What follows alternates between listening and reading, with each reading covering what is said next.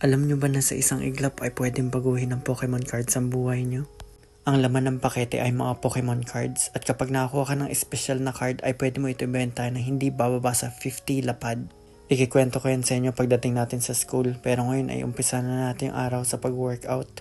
Sa umaga na ulit ako nag-workout, hindi na sa gabi dahil kapag gabi ay nagigising si Mika dun sa mga bagsak ng mga dumbbells. Almusal tayo ng lettuce at apple.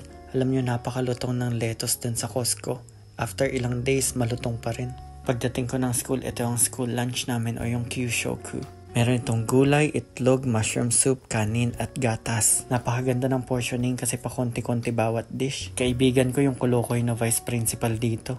Pinagyayabang niya na may 6 siya na Rolex. Sabi ko pahingi ng isa.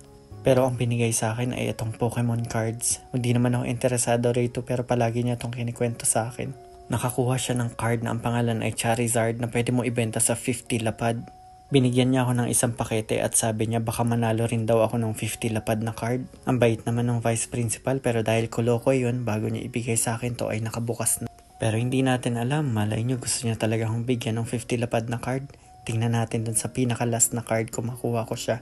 Dragon dapat na kulay orange yun na bumubuga ng apoy. Tingnan natin kung makuha natin yung 50 lapad. At eto na ang ating last card. Sa bawat isang pakete, merong isang special card. At pwedeng ito yon. Magre-resign na kaya ako o mananapak ng vice principal? Tan tan tan tan tan. Who's that Pokemon? Tan tan tan tan. At ayan, nakakuha tayo ng uod. Hindi ko alam kung anong Pokemon to pero parang bago na siya. Tinanong ko dun sa vice principal kung magkano to. Sabi niya yan ay nagkakahalaga ng 100 yen. Itatapon ko na lang sana pero naisip ko ilagay ko na lang sa desk para makita ng mga estudyante. Dahil sikat ang Pokemon, maganda yan pang small talk sa mga estudyante. Pauwi na ako ng bahay, pupunta kami ng City Hall ngayon kasama si Mika at yung misis ko. Galing iyak tong si Mika pero pag nararamdaman na niya mag-road trip at lalabas na ng pinto ay tuwang-tuwa talaga siya. Rekta bigay kagad si misis kay Mika sa akin dahil sabi niya pagod na raw siya. Minsan natatawa na lang ako kasi parehong-pareho sila ng ugali at sila ang magtutuos palagi. Kung dati ako yung inaaway ng misis ko, ngayon siya na ang aawayin ni Mika. Ang sarap pa isipin na magkaugali sila. Match na match talaga ang labanan. Lagi nating enjoyin yung mga times na kasama natin yung mga baby natin kasi hindi nyo namamalayan ang bilis nila talagang lumaki. Dati yung size ng paa niya kasing laki lang ng hinliliit ko. Ngayon halos lumagpas-lagpas na.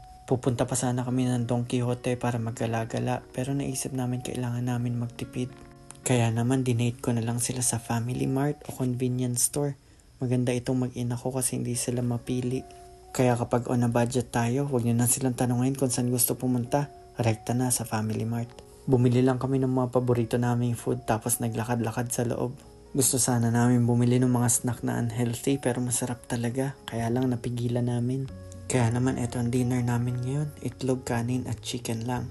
Tapos nag-snack lang kami ng paborito namin siopaw. Yung misis kong gustong gusto talaga niyang pizza na siopaw.